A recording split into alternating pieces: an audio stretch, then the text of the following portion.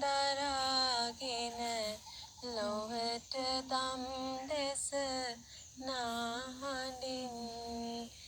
එපින් බලයෙන්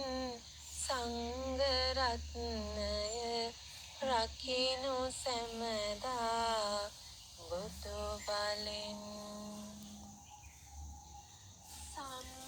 සම්බුදුන්ගේ මහා ගුණ කඳ දරා වඩිනා සමිඳුනේ මෙත් ගුණෙන් පිරි පුන් අපේ පින් බිමම ආලෝකය උනේ